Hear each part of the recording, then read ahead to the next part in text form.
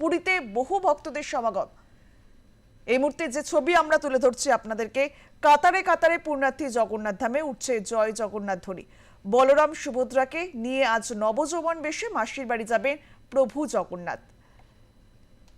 প্রাচীন রীতি মেনেই কিন্তু একেবারে রথযাত্রা উৎসব পালিত হচ্ছে, যে ছবি আমরা পুরী থেকে সরাসরি তুলে ধরছি আপনাদের সামনে। উঠছে জয় জগন্নাথ ধ্বনি। বলরাম সুভদ্রাকে নিয়ে আজ নবযৌবন বেশে মাসির বাড়ি যাবেন প্রভু জগন্নাথ। পুরীতে ঠিক চেনা ছবি এবং নিরাপত্তা ব্যবস্থা কিন্তু একেবারে আঁটোসাঁটো করা হয়েছে। রথযাত্রার পুরনো চেহারাই পুরী, কাতারে কাতারে পুণ্যার্থী জগন্নাথ ধামে। এই মুহূর্তে জগন্নাথ দেবকে বাইরে আনা হয়েছে, যে ছবি আমরা আপনাদের সামনে তুলে ধরছি। উঠছে জয় জগন্নাথ ধ্বনি। আষাঢ়ের শুক্লপক্ষের দ্বিতীয় তিথিতে রথের রশিতে টান। আর কিছুক্ষণের অপেক্ষা, তারপরেই রথের রশিতে টান পড়বে। বহু ভক্তদের সমাগম পুরীতে এবং লক্ষ লক্ষ মানুষের ভিড় বলে জানা যাচ্ছে পুলিশ প্রশাসনের তরফে, এবং নিরাপত্তা ব্যবস্থাও কিন্তু আঁটোসাঁটো করা হয়েছে পুরী জুড়ে।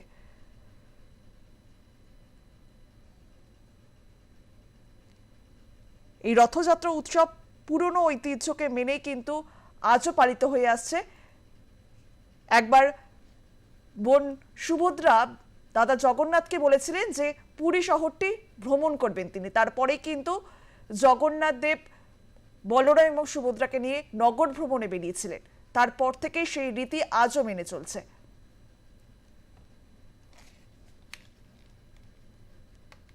পুরীর জগন্নাথ মন্দিরের পাকশালা বিশ্বের বৃহত্তম রান্নাঘরগুলির মধ্যে অন্যতম। এখানে প্রতিদিন প্রায় 56 রকমের ভোগ রান্না করা হয়, যা পরে মহাপ্রসাদ হিসেবে ভক্তদের মধ্যে বিতরণ করা হয়। চার ধামের অন্যতম ধাম হলো পুরীর জগন্নাথ ধাম। কথিত আছে জগন্নাথ দেব 3 ধাম ঘুরেই এই ধামে অন্ন সেবা নেন, আর সেই মতো মহা সমারোহে রান্না হয় জগন্নাথ দেবের জন্য। সুবিশাল রান্নাঘর, যা বিশ্বের মধ্যে সর্ববৃহৎ রন্ধনশালা। 100 ফুট লম্বা 150 ফুট চওড়া রান্নাঘরে প্রতিনিয়ত তৈরি হয় 56 ভোগ।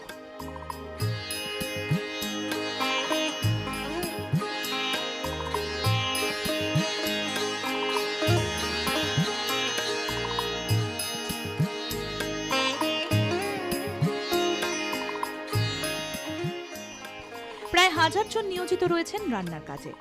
তবে 600 জন রাঁধুনি মিলে তৈরি করেন মহাপ্রসাদ। মোট 6 বার অন্ন নিবেদন করা হয় জগন্নাথ দেবকে। জগন্নাথ সেবার সময়: প্রথম ভোগ সকাল 8:30টা, দ্বিতীয় ভোগ সকাল 10টা, তৃতীয় ভোগ সকাল 11টা, চতুর্থ ভোগ বেলা 12:30টা, পঞ্চম ভোগ সন্ধ্যে 7টা থেকে 8টা, ষষ্ঠ ভোগ রাত 11টা।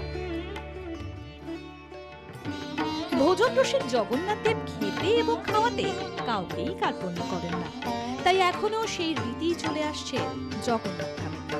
প্রতিদিন অন্ন ভোজনে প্রায় 2 লাখ টাকা খরচা করেন মন্দির কর্তৃপক্ষ। এবার এক নজরে দেখে নেব জগন্নাথ দেবের 56 ভোগের তালিকা।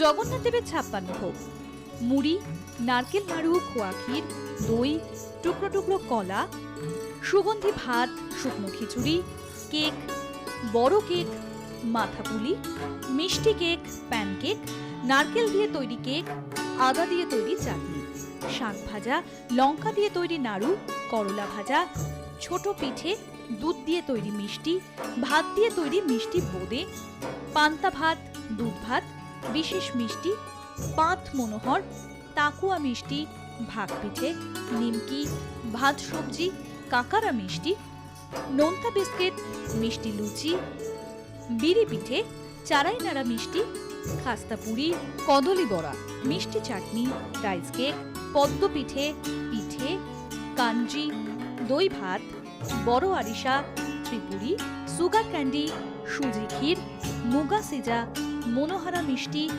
মাগাজা লাড্ডু, পানা, অন্ন, ঘি ভাত, ডাল, সবজি, লাবড়া, নারকেলের দুধ দিয়ে মাখা ভাত। 1000 বছরের পুরনো পুরীর লক্ষ্মী বাজার থেকে আনা হয় সবজি। আলু, ঢ্যাঁড়স, ফুলকপি, টমেটো এগুলো বাদ দেওয়া হয় রান্না থেকে।